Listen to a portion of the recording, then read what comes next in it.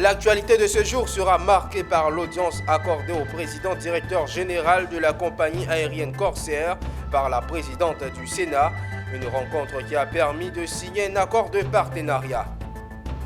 À voir également au chapitre touristique la 4e édition de la conférence sur l'investissement touristique et hôtelier africain. Les questions liées à la formation dans le secteur touristique et hôtelier étaient au cœur du débat. Les auditeurs de la 23e promotion GPE ont fait leur restitution, une restitution qui portait sur le module 3PBSE déployé en Côte d'Ivoire, précisément dans le Moronou. Et l'Office ivoirien des parcs et réserves a donné une conférence ce jeudi à la 60e promotion des élèves de l'ENA, le point complet dans cette édition.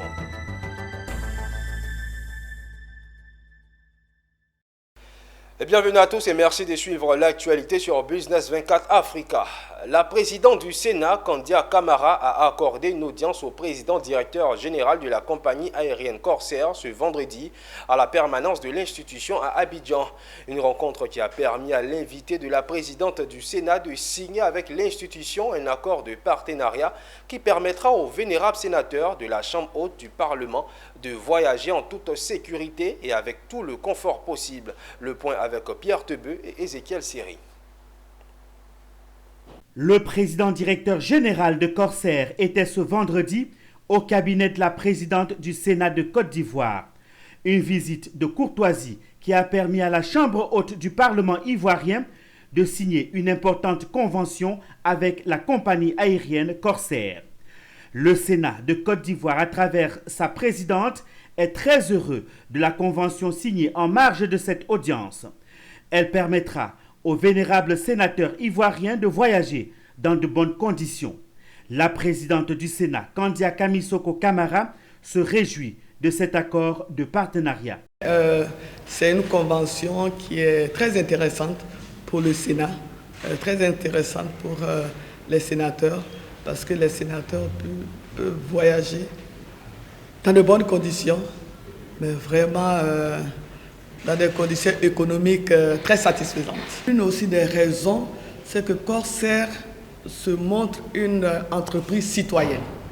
Donc Corsair ne fait pas que du business, mais Corsair donne un visage humain à cette coopération avec la Côte d'Ivoire, avec le Sénat et avec toutes les institutions de la République. La convention signée ce jour va dans la droite ligne de la coopération entre la Côte d'Ivoire et la France. Le président directeur général de la compagnie aérienne Corsair est venu féliciter la nouvelle présidente du Sénat pour sa brillante élection à la tête de l'institution. Le Corsair est solidement implanté en Côte d'Ivoire depuis plus de 10 ans maintenant. Et donc on ne se voit pas simplement comme un transporteur, mais comme un partenaire, j'oserais dire un ami de la Côte d'Ivoire. Et donc nous essayons de nous engager pour le développement de la Côte d'Ivoire. La bonne nouvelle de cette audience, c'est bien l'invité de la présidente du Sénat qui l'a annoncé devant la presse à la sortie de l'audience. Nous avons, vous le savez, un vol quotidien toute l'année. Nous allons opérer 9 fréquences par semaine durant la période de pointe été. Donc vous voyez, on continue de monter en puissance. Et surtout, j'ai une excellente nouvelle annoncée puisque nous allons recevoir un Airbus A330 Neo, appareil entièrement neuf, de dernière génération, dernier cri, à partir de fin avril. Et cet avion, il sera affecté intégralement à la desserte de la Côte d'Ivoire, ce qui veut dire qu'à compter de fin avril, eh bien, nous pourrons accueillir dans d'encore meilleures conditions, évidemment, nos amis et nos clients ivoiriens. Avec cette acquisition de Airbus A330 Neo, cela fera de la compagnie aérienne Corsair la compagnie avec la flotte la plus jeune au monde et répondant aux derniers standards en matière de transport aérien. La 4e édition de la conférence sur l'investissement touristique et hôtelier africain s'est déroulée récemment à Abidjan Plateau. Au cœur des débats de cette édition 2024 de la CITA, les questions liées à la formation dans le secteur touristique et hôtelier, les infrastructures et le financement ont été évoquées. Des questions qui renvoient au thème de la conférence, voir l'Afrique en grand. Konena Norgo et Doumbia Ayuba pour le compte rendu. L'affirmation «l'Afrique est le futur» est aussi vraie pour le secteur du tourisme et de l'hôtellerie. Par exemple, en Côte d'Ivoire, ce secteur en pleine expansion a généré en 2022 plus de 794 milliards de francs CFA. Un potentiel économique dont s'est très vite rendu compte le cabinet Voltaire by Aegis. D'où le thème des échanges de cette 4e édition de la conférence sur l'investissement touristique et hôtelier africain, voir l'Afrique en grand. Alors voir l'Afrique en grand, c'est un thème qu'on a voulu prendre cette année parce que la CITA donc, a été créée en 2018 et historiquement une conférence très hôtelière. Donc on parle surtout d'hôtellerie, voilà, on a les fonds d'investissement hôtelier qui sont là, les opérateurs.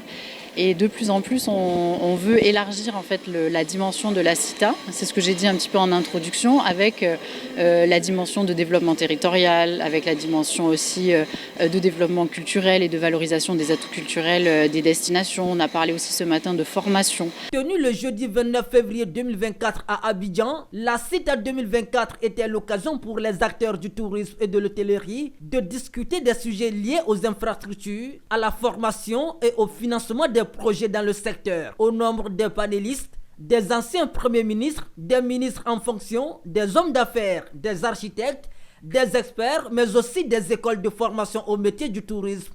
Et tous sont unanimes, le secteur touristique en Afrique regorge d'opportunités. Les bonnes nouvelles, c'est que les hôteliers auront de plus en plus de clients parce qu'il y a une dynamique démographique, que le revenu par tête de notre continent augmente.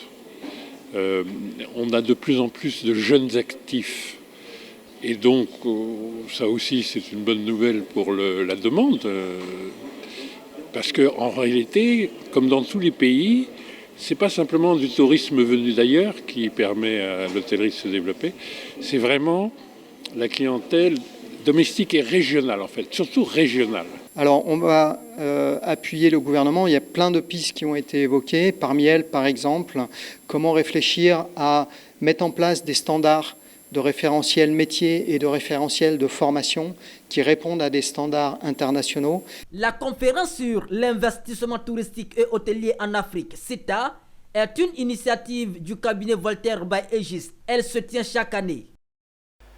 Ayant pour objectif de faire connaître cette initiative novatrice dans la lutte contre le VIH et le sida en mettant en avant l'utilisation des outils numériques et la passion pour le sport comme vecteur de sensibilisation et d'engagement lors de la CAN en Côte d'Ivoire, la session spéciale CAN à l'assaut du sida a brillamment vu le jour, portant haut les valeurs de sensibilisation et d'engagement. Les dirigeants de ce projet se sont réunis ce jeudi au siège de l'ONU afin de valider les résultats et mieux circonscrire le projet. Le point dans cet élément que signe Diane Cablancan. La 34e édition de la Coupe d'Afrique des Nations de football en Côte d'Ivoire a été le théâtre d'une initiative novatrice dans la lutte contre les IST, le VIH et le sida. Sous l'égide du ministère de la Santé, de l'Hygiène publique et de la couverture maladie universelle, via son programme national de lutte contre le sida PNLS, et avec le soutien de l'ONU-SIDA et de l'UNICEF, la session spéciale CAN à l'assaut du sida a été lancée avec succès. On gère donc avec l'ONU-SIDA et nous nous sommes rendus compte que c'était une bonne opportunité parce que la CAN, c'est un grand événement sportif qui rassemble beaucoup de passionnés de sport et nous avons voulu donc capitaliser et profiter donc de cette portée que nous apportait la CAN pour en même temps mener une section de jeux donc spéciale CAN pour à l'assaut du sida. Cette 3e édition grand public de à l'assaut du sida a été capitalisée par l'engouement suscité sur l'événement sportif continental pour sensibiliser les populations aux IST, au VIH et au sida. L'assaut du sida est une initiative qui vient à point nommé dans la mesure où elle vient contribuer au renforcement du dispositif relativement à la sensibilisation des adolescents et jeunes. De l'objectif relatif à l'information sur la santé de la reproduction de manière générale et l'information sur les IST et le VIH de manière spécifique. Le comité exécutif du jeu s'est réunie sous la supervision du commissaire de justice pour valider le classement à l'issue du concours, afin de vérifier l'exactitude de l'identité des gagnants et de délibérer sur le résultat final en tenant compte des conditions et règlements du jeu pour les cas d'ex-aequo. Et toujours dans le cadre de la santé, Pierre Ngundemba, ministre de la Santé, de l'Hygiène publique et de la couverture maladie universelle, Gilles Fagninou, directeur régional de l'UNICEF pour l'Afrique de l'Ouest et du Centre, ont inauguré récemment le Centre national de référence de l'unité en soins mères kangourous du CHU de Treichville. Le point avec Djekou De Silva et Richard Akeke. C'est un bâtiment équipé avec une capacité d'accueil de 25 lits, d'une valeur de plus de 300 millions de francs CFA du fonds français Mouscoc avec un appui financier de l'UNICEF pour sa mise en œuvre. Un centre national de référence pour participer à l'amélioration de la qualité des soins des nouveau-nés et les faibles poids de naissance. Et les constats à cette cérémonie d'inauguration, ce sont des mères heureuses portant leurs nouveau-nés en bandoulière. On n'a pas eu de difficultés ici, seulement que l'enfant était prématuré à 7 mois. Ils ont mis l'enfant dans la couveuse. Par la suite, l'enfant a été admis par ici. Donc il n'y a pas de difficulté parce que le personnel prend très bien soin de l'enfant et de la mère. L'enfant se porte très bien. L'enfant, ça va. Un remerciement à l'endroit d'abord du personnel parce que ici c'est un peu comme genre, tu es à la maison chez toi. Ta maman prend soin de toi, ta maman prend soin de l'enfant. Côte d'Ivoire a fait des progrès significatifs en matière de réduction de la mortalité de toutes sortes, la mortalité maternelle, la mortalité infantile aussi. Et ces progrès sont grâce aux efforts du gouvernement, de son Excellence le Président de la République, de son Excellence le ministre de la Santé, de tout le gouvernement. Une joie partagée par le ministre de la Santé, de l'Hygiène publique et de la couverture maladie universelle et le directeur régional de l'UNICEF pour l'Afrique de l'Ouest et du Centre.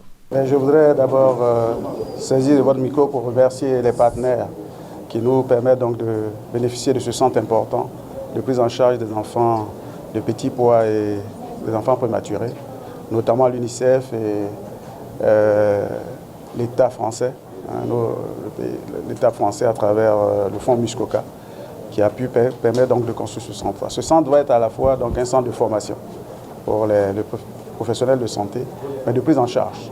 Depuis 2019, la Côte d'Ivoire, grâce à ses partenaires comme l'UNICEF, a adopté la méthode soins mères kangourous. Elle a ouvert 15 unités SMK à Abidjan et à l'intérieur du pays. La mise en place des SMK a permis de prendre en charge 4278 prématurés et petits poids de naissance avec un taux de succès de 91%. Abordons une page accompagnement de la gouvernance locale dans cette édition. La chaîne 3PBSE, à savoir prospective, planification, programmation, budgétisation et suivi-évaluation, est un instrument de modélisation.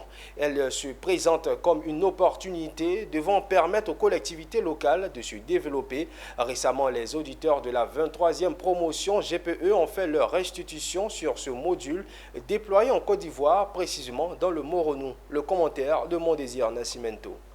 Il s'agit en réalité au cours de cette cérémonie de restitution de la présentation de l'outil 3PBSE, à savoir prospective, planification, programmation et suivi-évaluation. Il est un instrument qui est utilisé pour les plans nationaux de développement, pour les politiques sectorielles, pour l'élaboration des plans stratégiques locaux, mais aussi un outil de développement des entreprises.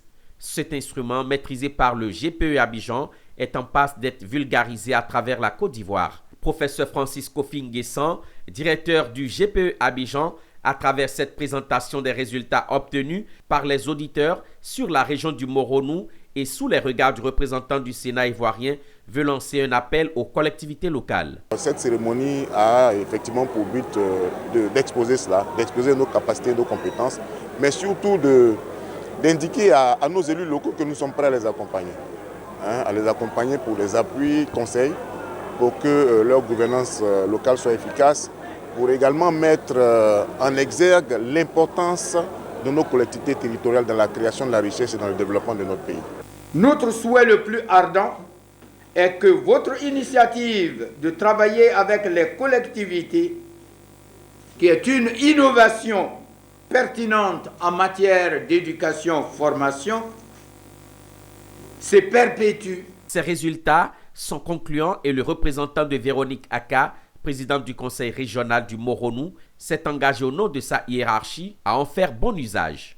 Vu la qualité des travaux fournis par les auditeurs, encadrés par des experts professeurs de l'université, des professeurs des aspects économiques et sociaux, on a vu vraiment la masse. Le GPE Abidjan est un programme d'excellence de l'université Félix Houphouët-Boigny d'Abidjan, destiné au renforcement des capacités des cadres des administrations publiques et privées de la sous-région ouest-africaine en matière de management de politique économique.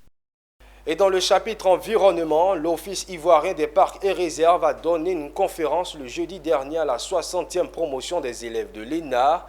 L'objectif de cette conférence est d'instruire et préparer les élèves de l'ENA, futurs décideurs, sur les stratégies de gestion des parcs nationaux et réserves naturelles de Côte d'Ivoire. Cette conférence a été donnée par le général Tondosama Adama, directeur général de l'OIPR. Ami Korobara et Richard Akiki. La stratégie de gestion des parcs nationaux et réserves naturelles de Côte d'Ivoire, c'est la thématique de la conférence donnée par l'OIPR, l'Office ivoirien des parcs et réserves, aux élèves de la 60e promotion de l'École nationale de l'administration le jeudi 29 février 2024. Cette conférence, qui s'inscrit dans le cadre de la mise en œuvre des activités de l'OIPR, vise à informer, sensibiliser et éduquer les élèves de l'ENA, futurs décideurs de l'administration ivoirienne, sur la gestion des parcs nationaux et réserves naturelles de la Côte d'Ivoire. Un moment d'apprentissage et d'échange qui a permis aux élèves de poser des questions relatives à la thématique du jour, présentée par le général Tondosama Adama, directeur général de l'OIPR. La réalité, c'est élargir le champ d'action en matière de sensibilisation. Comme vous le savez, les élèves qui sortent de l'ENA sont les futurs cadres, ce sont les futurs administrateurs. Et demain, ce sont ces personnes qui vont gérer nos comités de gestion locales. Donc déjà, c'est pour leur permettre de savoir à quoi s'en tenir lorsqu'ils seront devant les populations pour la gérance de ces espaces qui appartiennent à nous tous. Les enjeux pour nous, c'est que nos élèves qui commencent leur formation à l'ENA doivent s'acclimater, doivent déjà s'habituer à comprendre les grandes problématiques de développement d'un pays comme la Côte d'Ivoire. Et dans ces grandes problématiques de développement, il y a toutes les questions environnementales, les questions économiques et financières, les questions sécuritaires et tout ce que vous avez comme élément qui intègre la vie d'une nation, donc le développement d'une nation. C'est une conférence très enrichissante qui nous a permis de connaître les fonctions et les missions de l'OIPR. Avant, on ne savait pas. Pour rappel, l'Office ivoirien des parcs et réserves est un organisme chargé de la surveillance des parcs nationaux et des réserves nationales de Côte d'Ivoire, créé en 2002. L'actualité, c'est aussi le sport. La Fédération Wado Academy Côte d'Ivoire a procédé au lancement de ses activités marquant sa rentrée sportive. Et récemment, cet événement a rassemblé plusieurs équipes venues de différentes localités du pays et a permis de fixer les objectifs de cette activité sportive pour l'année 2024. Nous témoignent Michel Bro et Maru Seri. Ici, là, porte flottante. On n'est pas obligé de déplier le pied. Bref, impulsion là. Ce sont des démonstrations et des enchaînements de Wadoryu exécutés par des élèves sous l'œil vigilant des maîtres de salle. Ce ballet opéré avec finesse dans une chorégraphie d'ensemble annonce les couleurs des activités de cet art martial pour l'année 2024. Les ligues de Guiglo, Tabo, Divo et Abidjan, membres de cette fédération, ont dressé le programme lié à l'encadrement des athlètes, mais aussi le renforcement des compétences des enseignants. Il était important pour nous de marquer un début aux activités retenues pour l'année 2024 au calendrier d'activités et permettre à tout le monde d'être au même niveau d'information. En termes d'activités, nous avions des renforcements de capacité à faire à l'endroit des maîtres de salle et des athlètes. Il y a des confrontations sportives à organiser au niveau local des différentes ligues et au niveau national aussi pour permettre aux athlètes de pouvoir s'exprimer et faire montre de leurs compétences. La première des choses, c'est ta tête là. Si tu as eu qui est en danger, donc c'est ça, allez tu peux être. En tout cas, je suis très satisfait parce que, d'ailleurs, on remercie Dieu de nous avoir donné la santé pour être là. Et aussi, mes remerciements à l'endroit de toute l'équipe dirigeante, surtout Maître Delacroix, qui a su tenir l'association, canaliser toutes ces énergies pour que nous soyons là aujourd'hui pour pouvoir faire la promotion. Le représentant de la direction du sport a encouragé l'initiative de la fédération à promouvoir le développement des jeunes et susciter leur intérêt pour ce sport. La volonté du directeur, c'est ce que le président est en train de faire maintenant. Motiver la jeunesse au sport. La cérémonie de lancement des activités de la Fédération Ouadério Académie Côte d'Ivoire a réuni 4 ligues de l'intérieur du pays et d'Abidjan ainsi que 70 participants. La cérémonie de lancement du Salon international pour la promotion et l'industrialisation des pays producteurs et consommateurs de matières premières agricoles a lieu ce jeudi à Cocody. Prévu se tenir du 10 au 18 septembre 2024, ce salon fera la part belle aux produits finis tirés des matières premières agricoles. Elle aura aussi la particularité de voir la participation des pays étrangers et de la Chambre de commerce et d'industrie Asie-Afrique. Philippe Zabo.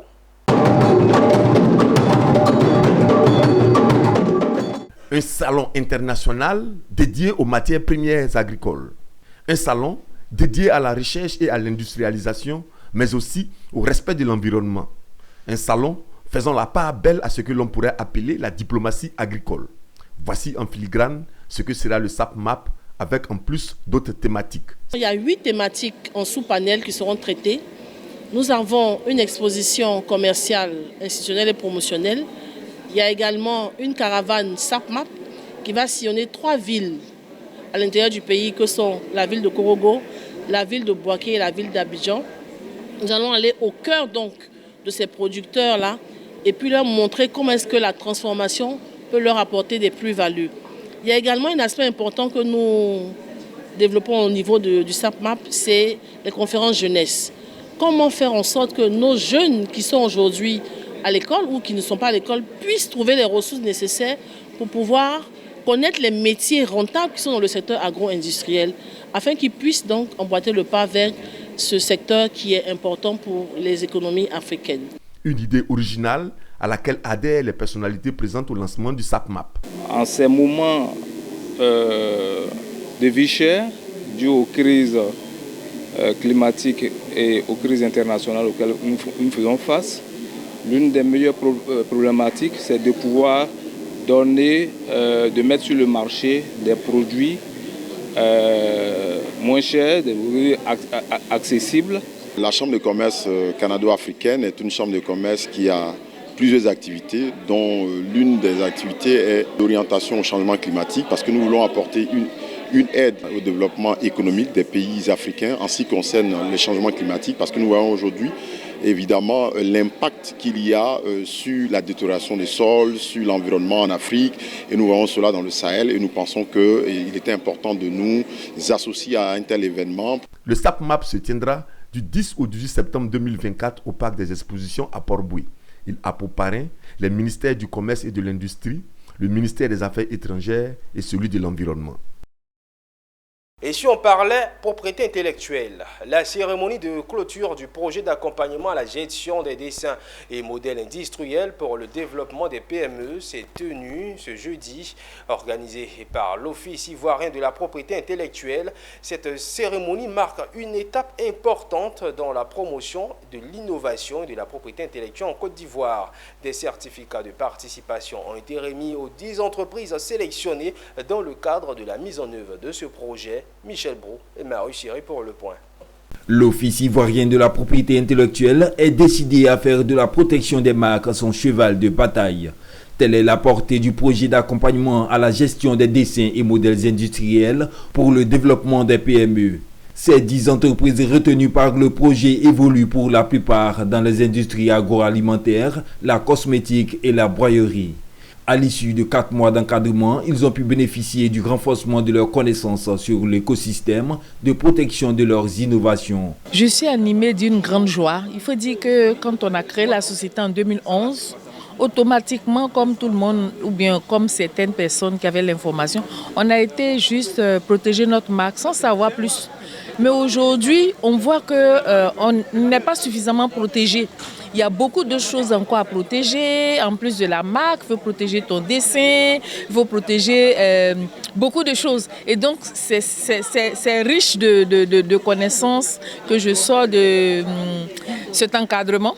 L'objectif est d'amener donc ces PME-là à concevoir des emballages qui soient importants dans la conquête de leurs clients. Des emballages qui attirent la clientèle. C'est cela l'esprit donc de la vision de ce projet-là.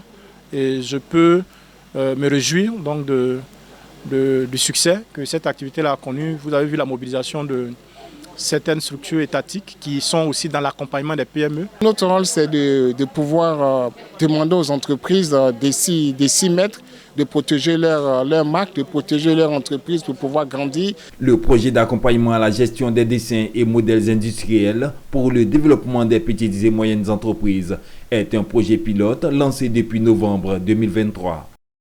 C'est autour du thème « La direction générale du budget et des finances au cœur d'une gestion budgétaire plus performante » que se tient à Yamoussoukro le séminaire annuel de la direction générale des budgets et des finances.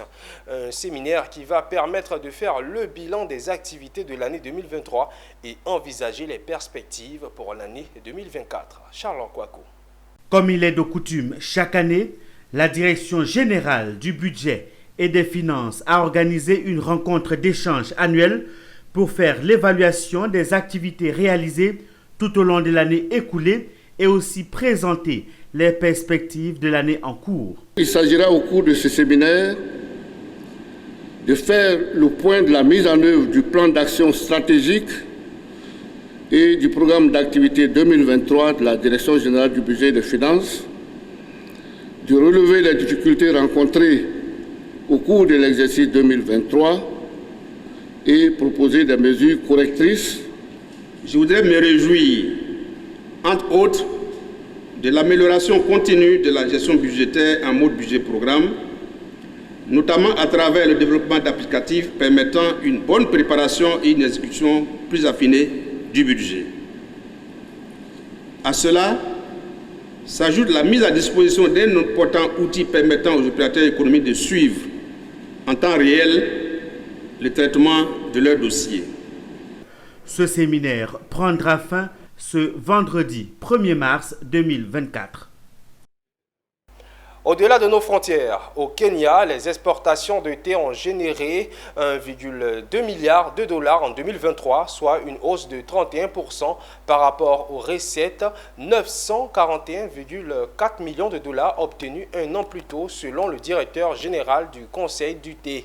Pour expliquer ce résultat, il évoque notamment une croissance de 16% d'une année sur l'autre du volume de thé expédié à 523 000 tonnes, contre un stock précédent de 450 000 tonnes. Le Kenya est le troisième producteur mondial de thé après la Chine et l'Inde et le premier exportateur mondial de thé noir. Le conseil d'administration du groupe de la Banque africaine de développement a approuvé un accord de participation au risque non financé de 150 millions de dollars entre la Banque africaine de développement et la Banque de commerce et de développement de l'Afrique orientale et australe. Cet accord vise à stimuler le commerce intra-africain, promouvoir l'intégration régionale et contribuer à la réduction du déficit de financement du commerce en Afrique, conformément aux objectifs de la zone de libre-échange continentale africaine. Et voilà qui marque un thème à cette édition. Merci donc de l'avoir suivi. Merci de votre aimable attention. Restez en notre compagnie. Le programme se poursuit sur Business 24 Africa.